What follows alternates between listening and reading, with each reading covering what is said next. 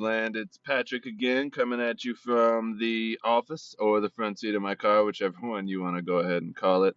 So, it was a pretty frustrating week, actually, in the market. SureTrader decided, which is my brokerage firm, decided that they didn't want to turn in some paperwork or something, and I got suspended for 5 days. So the end of the trading week and the beginning of next trading week are actually going to kind of suck. Because being out here in California, 3 hours behind the East Coast and the actual stock market, I still am getting up at 5 o'clock in the morning to learn, essentially watch the market in live time and really kind of lock down what I'm looking for.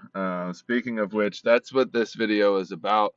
I just want to get it out there in a space where I can go back and review it. My golden rules.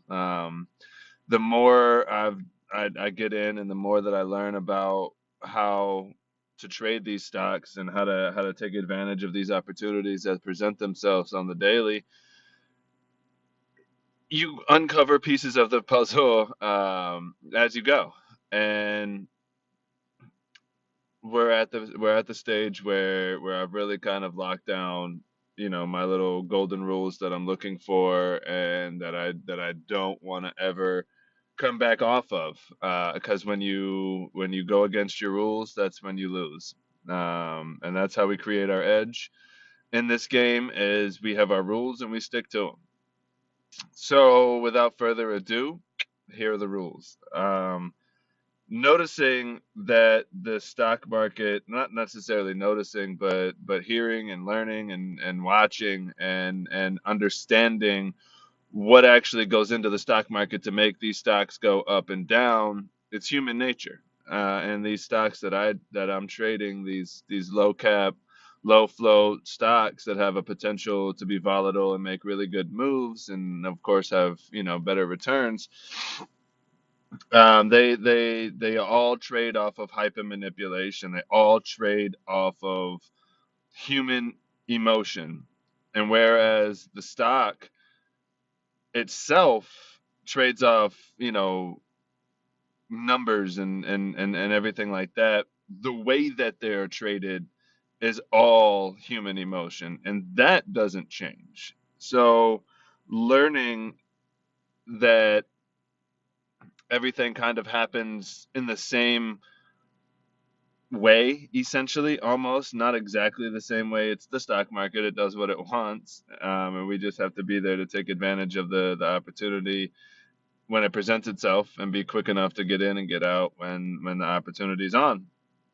Um, it really is important that we come and have our rules so that we can stick to them, and that's how we create our edge and our game plan. And when we stick to those things, we're able to take advantage and make some money. So I want to put it out there what my rules are, so that if I ever trade against them, there's another layer of security for me, and a way for you guys to learn as well, from my mistakes, and you guys can kind of hold me accountable. Essentially, it's all about accountability in this world, as I've learned also. That's a whole nother thing. So here are the rules. Um, I've noticed that these stocks essentially trade in a very dictated pattern almost. A lot of them, if they're really, really strong in pre-market, but they don't have the range that we're looking for, but it's a nice solid incline or a nice solid decline, we can put together a game plan from that. And the way that stocks trade mostly, of course, every stock is different. Every stock is going to trade differently, and every stock is going to have its own human element to it, so to speak. This is what I'm looking for. I'm looking for, in my first plays, I want um, break of pre-market resistance. So what I'm doing with these rules is I'm trying to create layers so I don't miss out on whole plays. I can still take advantage of the meat of the move or a little bit of the move, and that way, moving forward, as I get more accustomed, more experience, I'll be able to lock down and get better results and get in earlier, or notice what I need to notice to take advantage of a bigger part of the move. But right now, I just want to notice, get in, get out, and make some money. I don't necessarily care about how much money I'm making right now. I want the wins. I want the green points. That's all I want. However many green points is irrelevant to me right now. I just want green points, and I have to teach myself and really lock down these rules. So, rule one, we're trading on breaks of pre-market resistance with fast tape speed and lots of buyers, low sellers, stacked up, not that many sellers, stacked up buyers, fast tape, approaching that pre-market resistance level. I got to get in. Take the chance. It's a good risk to reward, especially if it's close to another resistance area or another support area. So that way, if it goes down, it's not going to go down too far, and you can have a level to get out on. Now, should I miss that because these plays happen quick and I could be watching a different stock? I want to be able to take advantage of the next level, which is the second candle green, the second green candle break of the first green candle, which was the break of pre-market resistance.